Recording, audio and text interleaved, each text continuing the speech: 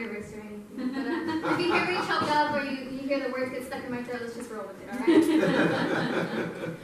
So I'm going to be speaking in Malachi chapter 3. Amen. So Malachi chapter 3, and I'm just going to kind of go through the whole book, I guess. It's not that long, it's only 18 verses.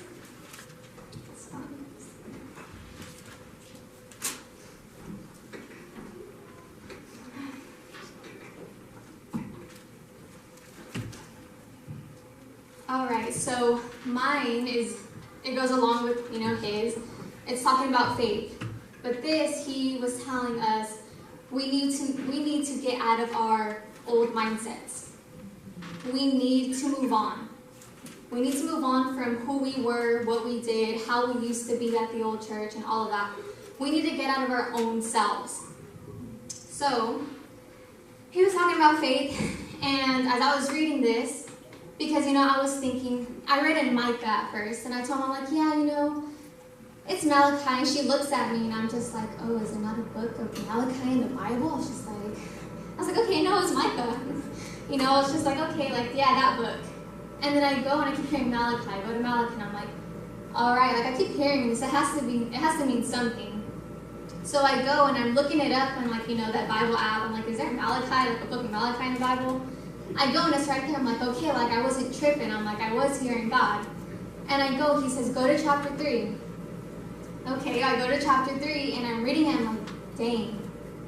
Because when I read it, he gave me this. So there are 3 stages of faith, according to this little section I read. And the first, it's verses 1 through, I think it's 12. Or verses 8 through 12. It's talking about how God's telling about the Israelites that they're robbing him. And in here, they're talking about money. Because back then, this is the Old Testament, so back then, it was 10%. You gave 10% of whatever your income was. And then in here, what God showed me was that we rob him if we do not do these 3 things. If we do not tithe, if we do not surrender our life, and if we do not do his will. And this isn't I'm going to pick this and do this one day. I'm going to mix and match this, do these 2 things this other day. No, it's all 3. If you don't do all 3, you don't have faith. Because if you cannot do these 3 things, what is it that you're really giving up? If you cannot give up your money, you're not trusting God that he's going to provide. If you cannot give up your life, you're not trusting that he's going to take care of you and that he's going to protect you. And if you cannot obey and do his will, you're not trusting in his promise for your life. You're not trusting that he has good things ahead for you. And this is what got me, because as I was reading this, he said this to me. He says, if we do not believe if we believe we are doing these things, but it is not evident to others, you have fooled yourself into believing something you want to be true, but do not have the faith to actually do. And I was like, dang. I was like, that's a sucker punch right there. Because here you go, you could be walking along, you're like, oh yeah, I tithe, I gave my life to God, and I obey him. I go to church every Sunday. I give that 10% of my check. And, I'm doing what I'm supposed to be doing. I'm not sinning like all those other people out there in the world. I have faith. I'm doing what it says right here. But other people can be looking at me and be like, girl, you're full of it. You're full of a whole bunch of crap. That's what you're full of. And I'm like, no, I'm not. I'm doing it what it says right here. I have faith. When in my heart, I don't. I'm not believing in the things I'm doing. My heart isn't in it. So therefore, I'm not doing it because I believe in it. I'm doing it because, I'm doing it so I look good. And that's how a lot of Christians in church are today. They do it to look good. They go to church, they dress up, they get all nice and dressed up, all pretty for Sunday. And then you see them the rest of the week and you're like, oh, what happened to you? I thought you were a Christian. And they're like, but I am. You're like, oh, someone else look like it. And we don't want to be those kinds of Christians. We don't want to be the people where it's like, I see you on church, oh, hey, sister, hey, brother, how you doing? Oh, I'm doing good, and I'm acting like my whole life's together, when in reality, I'm like, it's falling apart, guys. I'm great though. It's like, no, we want the work of God to be evident in our lives. We want it to be so real that even through our brokenness, through our hurt, through our pain, people still see God's love. That's right. Because if they cannot see that, then something's not right. If God's love does not come out of you, something isn't right. Because if you're not allowing Him to work through you, work with you, so you can work in others, you speaking to others is not going to do any good. Because if you're hurting and you're going through something, but you're not letting God deal with you, if you're not letting Him deal with it, and you're kind of just pushing it to the side and letting it continue to fester and bubble up, but you're still like, you know, brother, I'm here for you. I can help you. Let me help you. And then so you're trying to help this brother, this sister through something. You can't do it because you still have your own issue to work through. And issues are going to be for the rest of our lives. We're always going to have that. That's not the problem here. The problem is you not facing it. That's right. You not saying, okay, God, I see this. Help me. And it's like, I mean, that was me myself. I was going through a little something just the past, few months. And I was too busy pushing it away. I didn't want to deal with it. I said, no, I don't want to deal with it. Nope, I don't want to see it. I don't want to see myself right now. And because of that, other people saw what was evident in my life at that time. Even though when they asked, hey, are you okay? Oh yeah, I'm fine, just tired. I mean, you hear me say that now, but I really mean I'm just tired. But it's like back then, I didn't want to deal with it. I was like, nah, I'm not going to deal with it. Like, I can't. I don't want to see what I am right now. I don't want to see what I'm doing to myself. Because I myself was rebelling. I myself didn't want to continue this walk. I had a fight with God. I said, God, I don't want to do this no more. And He just sat there listening. I said, no, I can't. I was like, I fought this long. I've made it this far. I was like, and I don't see anything happening for me. I said, I don't see anything happening for me. I was like, everything that I said no to, everything I pushed away, everything I've done for you. I was like, and I don't see my reward for it. I can't do it anymore. I was like, I'm tired of giving and giving and giving and sacrificing to not get anything back. I'm tired. And I sat there and I had my friends, because some of my friends are in the world, you know? And they were sitting here and they know. They're like, oh, Mariah's in that place again. She's like, oh, they're like, oh, like they got all of a sudden, like they were like little lions ready to pounce and they're taking me out. And they're like, hey, Mariah, they took me out to this party. And everybody's drinking and they're like, hey, why don't you drink? Just take a shot. And I'm like sitting here, I'm like, no. They're like, come on, just do it. It's not going to hurt. Just do one for like the group, you know, just do it for us. And I'm like, no. They're like, why? I'm like, I don't want to. They said, why? And then I couldn't give them a real answer. And I go home and I'm here and I'm crying because I'm so mad. I'm so frustrated. And I'm just mad at God. And then He made me realize, He says, you know what? He said, you can go back if you want. And I'm like, I know I can. It's like, then why aren't you? He's not holding me with a gun to my head saying, nah, you can't go back, you can't do this. But because of the conviction, I couldn't do it. That's right. Because I came to the realization, even if I did go back, even if I did go out and party and have my fun, at the end of my life, I was still going to come back to God. I was still going to come back here. Right. And then I would have been mad at myself because I would have said, back then, I had my whole life ahead of me. Back then, I didn't make as many mistakes as I did now. Back then, I could have fulfilled my purpose. I could have done what God had asked me to do. And me coming back at the end of my life, what good am I? What good am I? How much more life do I have in me to give? I don't, because I'm so much more messed up now than I was back then. And I was like, okay, God. I was like, all right, I give up, you win. I was like, I'll stay in it. Doesn't mean I'm not going to complain, okay? I was like, so you haven't heard the end of that. And that's the thing, it's like, if I had done that, if I had went back, I would have been robbing God. Not because He needs me, but because He loves me enough that He said, I have this purpose for you. I have this plan, these promises, these things I want to do. And you're here complaining and crying. that I haven't given you anything. And yet I have all this ahead for you. You just can't see it.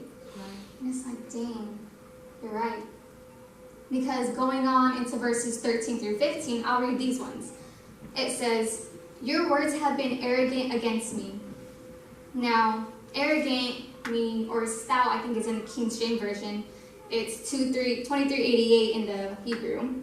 It's to behave self-valiantly or selfish. So he's saying, you speak selfishly against me. Yet you ask, what have we spoken against you? And you said, or you have said, it is vain to serve God, and what profit? Profit meaning to gain, like to covet. So what do I gain from serving you? It says, profit is that we have kept his charge, and that we have walked in mourning before the Lord of hosts.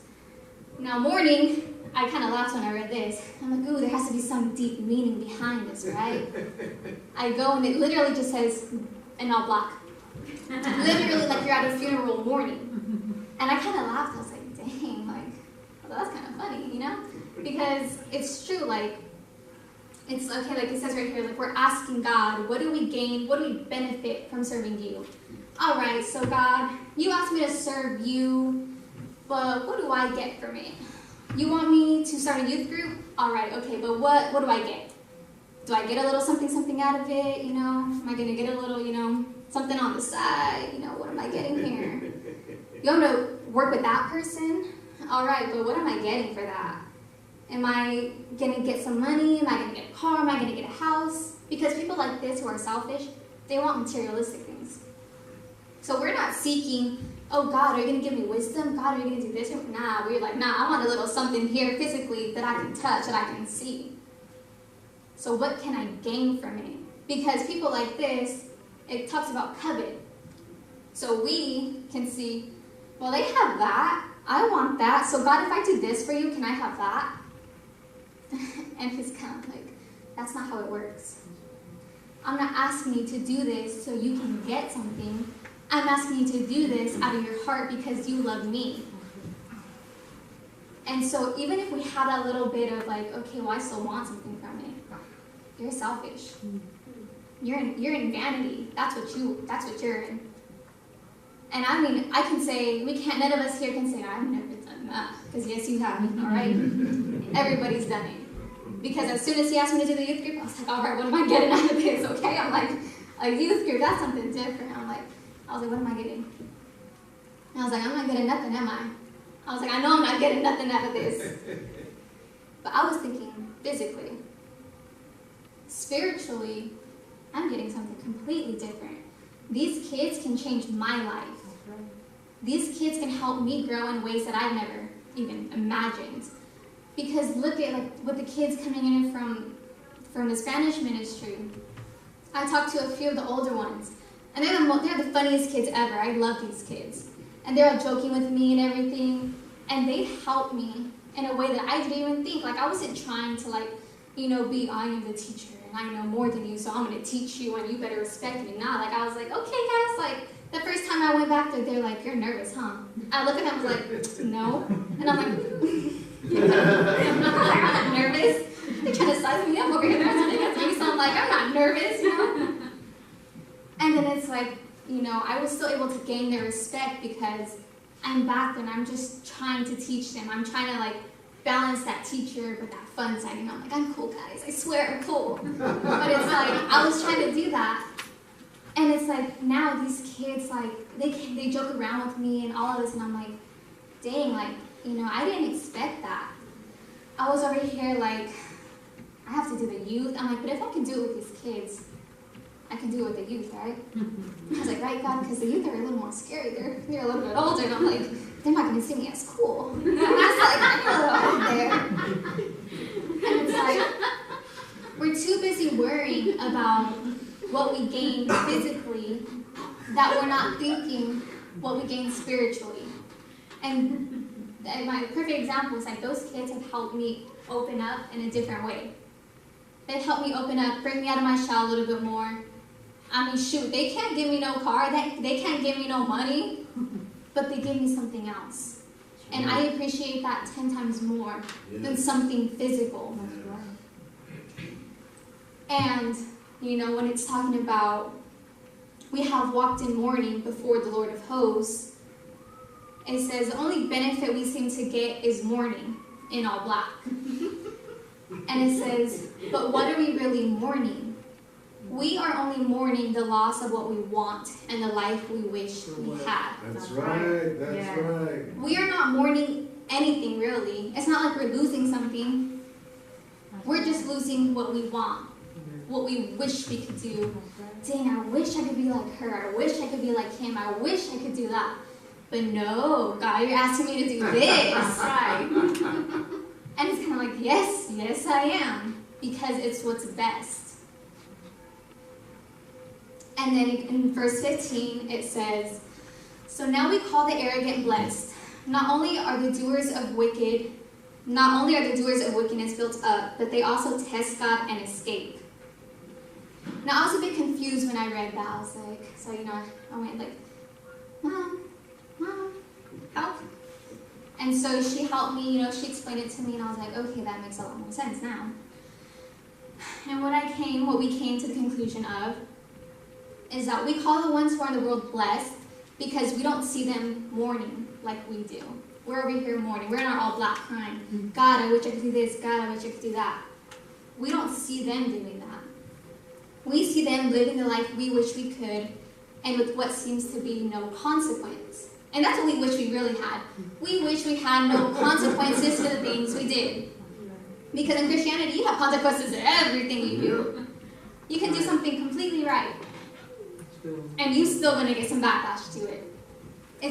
That's the way the game is. That's how it is. In the world, they can do the most horrible thing ever. And you're kind of like, God, did you see that? And you're kind of like over here, and you're like, God, you're going to get them, right? Like, hello? And then nothing. And I can think one bad thought about a person, and I'm like, I'm going to cuss that person out. They're doing this. And he's like, excuse you? And I'm just like, but God, are you serious? I'm like, they're over there, and they're doing this, and they're doing that. I'm being a little snitch, right? I'm like, you can't tell me you don't see this. And he's like, yeah, I see it. He's like, but am I asking them what I'm asking of you? No. Okay, well then why do you expect something of them if I only expect it from you? Well, because I don't want to be the only one. I don't want to feel alone, it's just me. But they're not trying to serve God. They don't care. They're selfish. They're vain. They want what they can see. They want what's only physical and they can touch. They're not thinking about heaven and hell. They're not thinking about that. They're thinking dang, he's real cute over there. Let me go commit a little something over here, all right? And they go and do that, but there's no consequence. Versus someone who challenged me, and I was like, okay, I'm like, you're right. And then I started getting it right. I started doing it, and then he changed it on me. And he said, it's not that anymore. And I was like, what do you mean it's not that anymore? You told me that. He says, no, I have something better. I lost faith. I was like, that's it. No. I was like, I can't believe anymore. Because what I had was physical. It was right in front of me. I could touch it. I could see it. But once that was removed, my faith was gone. I was like, I don't believe anymore. I can't. I was like, that's gone. I was like, what you promised was right there. It was right there. And you took it away just like that. I was like, I don't have faith anymore. I can't go on. I don't believe. And he says, why can't you believe? You are speaking arrogantly against me. Because I had become selfish for wanting this promise that was right here. I had gotten too caught up in that promise that I had forgotten all about God. I was robbing him of my love, of my sacrificing, of my giving, that he had to remove it. And that was the hardest thing for me, honestly. That was the hardest thing. I mean, if you really knew me, you saw how much it affected me for months. For months. And then that's when I went into my rebellion. that's when I was mad. I was like, no, that's it, I'm done. And that's when he made me realize, stop being selfish.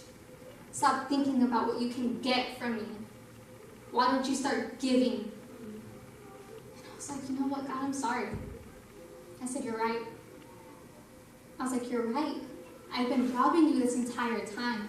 You wanted to come in, you wanted to give me your love, but I have been keeping you in the distance because I have been selfish for wanting something physical, for wanting only what I can gain from you, not thinking that I was robbing you of my love, of our relationship.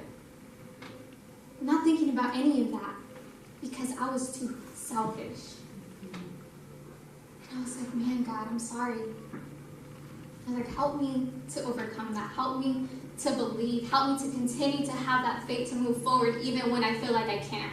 Right. Even when I'm down in the pits and I do not see any light. Help me to get out of that, to move forward, and to allow me to do what you have called me to do. Even if I don't like it. Even if I cry and complain about it. Don't let me go back. Don't let me stop. Don't let me quit because I do not want to become the person that I was. I don't ever want to go back to that person. I want to continue to grow and change. I don't want to become the Christian who becomes stagnant and who just dies because they are no longer willing to go forward. And I was there one night and I was sleeping. And this was this is when I was just coming out of this little weird phase. And I was there sleeping. And usually that's when the enemy comes in and attacks me. And I can always sense him coming. I was knowing he's coming. But this time I couldn't feel him coming. And I felt this blow of wind on my neck. And I was like, what the heck? And I'm still asleep. And for some reason, my subconscious, I'm thinking I'm awake. And I'm like, oh, maybe it's my dad messing with me. I'm like, I was mad. I'm like, man, Dad, I'm trying to sleep here, you know? And then all of a sudden, I hear this voice, and he says, wake up. And I was like, dang, that sounds pretty scary, But my body's tired. I can't wake up. I said, I can't. And I'm already going back to sleep. He says, wake up. And my body's pulling me into this sleep. I said, I can't wake up. I physically cannot make my body wake up. And I always can. I can always pull myself out when I know something's coming. And I said, God, I can't. I said, God, I need your help.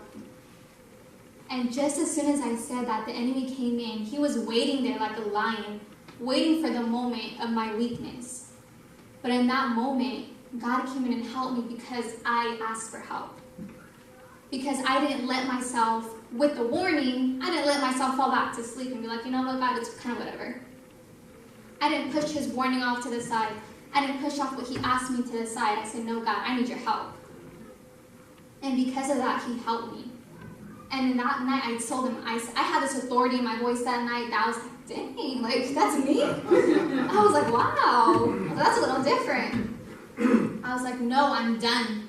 I was like, I am done playing this. I'm done. And it was then that this thing had broken. It was then that you can see something different in me. It was that moment, that night, that something changed. Something a little bit different switched. And that's why we have this message. So to continue, the third thing of faith is going to be verses 16 through 18. And it reads as this. It's called the Book of Remembrance. And the Book of Remembrance, in the Hebrews, it's 21:46, is a memorial or a record. So it says, then those who feared the Lord spoke to one another, and the Lord gave attention and heard it. And a book of remembrance was written before him for those who fear the Lord and who esteem his name. So esteem means thought. So it's 28:03 in the Hebrew. It's to think, regard, and value. So it says, for those who fear the Lord and who esteem his name, they will be mine, says the Lord of hosts, on the day that I prepare my own possession, and I will spare them as a man spares his own son who serves him. So jewels is treasure. It means treasure. And to spare, it means have compassion on. So he's saying, that those who have made it this far are going to be written down in the book of remembrance. I kind of want to be in that book. So when I die, I go up to heaven, and he's kind of like, all right, well, let's see, where are you? Are you in here? Did you do my will? Did you love me? Were you my child? Did I claim you as my own? I want my name to be in that book. Because if it isn't, sorry to say, you didn't make it. You were not who you said you were. You were not the Christian you try to pretend to be. You were not the Christian you thought you were. If your name is not in that book, you did not do what you were asked to do. And that's a sad thing. That's a scary thing, honestly. Because he says it's going to be written down in the book. And that he's going to prepare his possessions, or his, that's what it said here. Yeah, his possession. It's talking about jewels, treasures, that. For us, we are his treasure. Those who fear him, who respect him. Because we esteemed his name. We regarded it. We valued it. We told other people about it. So you know what? This is our God. And this is our Father. I respect him. I love him. I think about him all the time. I want to share him with you. And because of that, I'm doing his will. Because of that, I'm sacrificing. I'm giving up everything I want. I'm giving up my own will to do what he wants. Even though you may see me mourning all the time. In all black. You might see a tear here and there. Doesn't mean I would trade it for the world. I would not trade this walk for the world. It is the hardest thing I will ever do in my life. It is the hardest thing. Because I'm doing something that I don't want to do. I am doing a will for someone where he's up there, I can't see him. He ain't tangible. I can't be like, hey God, what's up? How you doing? I can't give him a handshake. I can't look him in the eye. I'm doing this for someone who's up there and I can't see. Because if that ain't faith, I don't know what is. I don't know what is. To have faith in someone that you cannot see. To have faith in something, in the promises of someone you cannot see. And to trust that he has a plan for you. To trust that he has promises for you. Right. And to completely give up your will. To completely give up your life. To walk one of his. That's right. To take, take off your shoes and step in his footsteps and walk. If that isn't faith, I don't know what is. If you cannot get past yourself, you are so selfish, too caught up in your own mentality, too caught up in what you can gain, what you can gain in this world, what you can gain from other people. Too busy trying to manipulate and play the field. That you cannot think outside of yourself and think about others. Others that you can help by doing your purpose in God. Others that you can help by fulfilling your purpose. Let's see. By fulfilling your purpose. You were put on this earth for a reason. And no, it wasn't to sit there and look pretty. It wasn't to sit there and make a whole lot of money. It wasn't to sit there and have materialistic things like the brand new cars, the big houses, to have, the little gardener come and the pool boy come and clean your house. It wasn't to sit there and have people, always running after you, trying to serve you.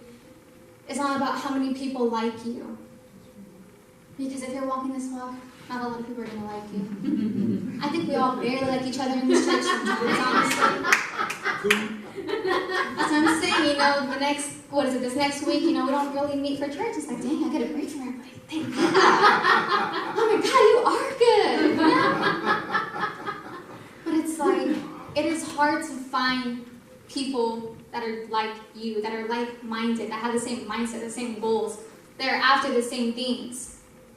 In this church, we are lucky enough and blessed to have that. And those of them who couldn't make it, they're gone. They've been long gone because they recognize that. They recognize that in this church, we don't play. We don't play games.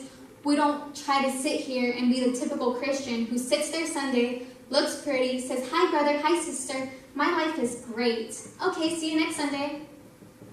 No, we're real here. We let you see our dirtiness. We let you see our brokenness. We let you see our pain. And if you don't let that show through, if you can't be honest, you're still too caught up in yourself. Because you're still trying to put on this facade of, well, I can't let them know. You're still like, no, they can't know. You're still too selfish. Because being broken is the most beautiful thing there is. It does not feel good. I am not going to say that. It sucks. It sucks. I hate being broken. And when I feel myself about to be broken, I'm like, no. I was like, anything but being broken, God. Anything but being broken. He says that is the most beautiful place you can be. Because in your brokenness, if you let me work through you, I come through. They see me through you. And isn't that what we want as Christians? I'm like, dang. It's like, you're right. I was like, you're right. And then to close it off in verse 18, it says, so you will again distinguish between the righteous and the wicked, between one who serves God and one who does not serve him.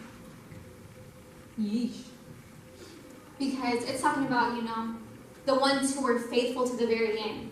They were written down in the book of remembrance. Their names are recorded because he said, these are my people. These are my children. They have done my work. And at the end of times, when you're up there and hopefully we've all made it, you're going to know who was real and who wasn't. And that's scary. Because you never know when your last day here on earth is. You really don't. I mean, just the other day, I was driving to work all the way across town. And for some reason, the street's blocked off. And I'm like, that's weird. Like, why is it blocked off? I go and I had to flip a U and I come back around. There was an accident. I don't know what kind of accident there was, but there was a guy dead laying on the floor. And I sat there and I was like, oh my God. I was like, life really goes that fast. And I'm sitting here thinking, I'm like, man, like he was probably on the way to go see his family for the holidays. What kind of news is that like for them? And we even had a lady come through talking about it. She said, I had to go drive by to make sure that wasn't my nephew. And it's like, dang. Just like that, you can be gone. You can be dead. On here, you're not here anymore. Whatever you had going on that day, whatever girl, whatever guy you're trying to go get, whatever car you're about to go buy, whatever house you were going to go see, that doesn't matter because you're gone. You're done. You're dead. It doesn't matter what you left behind here. What matters is your soul. Because if you cannot take care of your soul, you are not taking care of your body. Because your body does not matter. Your looks, all of that, it does not matter. It's going to fade away. It's going to go. Because at the end of the days, when it comes down to it, I'm not looking at you to see how good looking you are. I'm looking at you to see your soul. Are you a good soul? Are you good for me? Can we help each other? Because if you're not taking care of your soul, I don't want that. Because then that means you're not following God. You're not doing his will. You're not sacrificing, surrendering your life to do that. And you're not taking care of yourself. Now, us as Christians, we have to see and recognize those people and still have a heart to help them. We can't become self-righteous and say, well, I'm taking care of my soul. I don't know about you over there. I'm doing it. So sorry, brother. You're gonna have to take a little step back from me because I am doing what I'm supposed to be doing, and you're not. Sorry, then you're not doing what you're supposed to be doing either. Do not become self-righteous. Do not become vain and selfish. Move out of that mindset. We are in a church, in a bigger church. We are having people come in. We do not want to carry the self-righteousness with us. We do not want them to look at us and say, those people are selfish. They only think about themselves. They only think about what they can get from me. They're not listening to me. They're not trying to help me. They're just thinking about the next better thing. So don't be like those Christians who come to church just to look pretty on Sunday and then go right back to what you're doing, only to come and start the cycle all over again. Be the Christians who continue to move forward, who continue to evolve, and who continue to let God work in them and through them. All right? No. Bye.